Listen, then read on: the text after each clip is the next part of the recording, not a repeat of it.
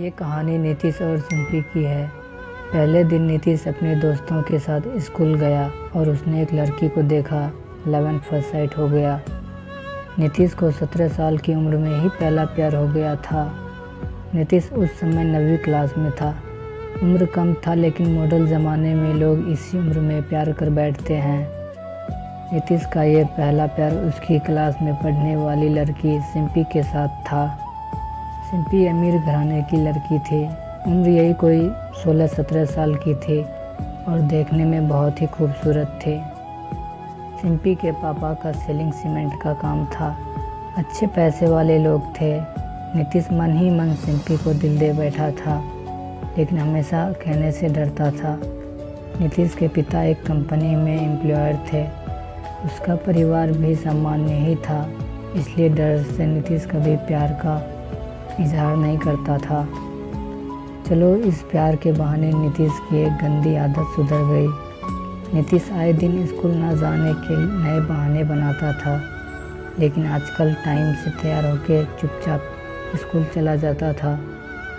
मामा मामी सोचते थे बच्चा सुधर गया है, लेकिन बेटा का दिल तो कहीं और ही अटक चुका था। समय ऐसे ही बीतता गया, लेकिन नीतीश को कभी प्यार का इजहार करने की हिम्मत नहीं हुआ। बस चोरी छिपे ही सिंपी को देखा करता था और उसके घर तक भी जाया करता था। हाँ, कभी कभी उन दोनों में बात भी होती थी, लेकिन पढ़ाई के टॉपिक पर ही नीतीश अपनी दिल की बात ना कह पाया।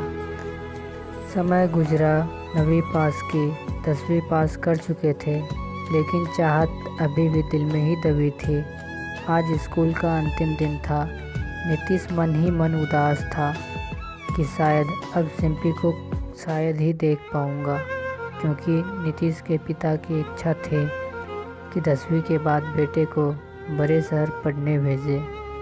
स्कूल के अंतिम दिन सारे दोस्त एक दूसरे से गले मिल रहे थे, अपनी यादें शेयर कर रहे थे।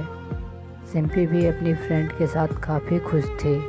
आज सब एंजॉय कर रहे थे अंतिम दिन जो था, लेकिन नीतीश की आंखों में आंसू थे। नीतीश चुपचाप क्लास में गया और सिंपी के बैग से उसका स्कूल आइडेंटिटी कार्ड निकाल लिया। उस कार्ड पर सिंपी की प्यारी सी फ़ोटो थी। नीतीश ने सोचा कि इस फ़ोटो को देखकर ही मैं अपने प्यार को याद किया करूँगा। नीतीश को पैसे भेजकर पिताजी ने नीतीश को बाहर पढ़ने भेज दिया।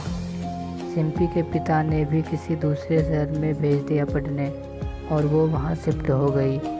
नीतीश अब हमेशा के लिए सिंपी से जुदा हो चुका था।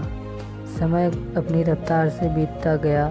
नीतीश ने अपनी पढ़ाई पूरी कर ली और वो अपने गांव चला गया, लेकिन ज़िंदगी में एक कमी हमेशा खलती थी, वो थी सिंपी। लाख कोशिश के बाद भी नीतीश फिर कभी सिंपी से मिल नहीं पाया था।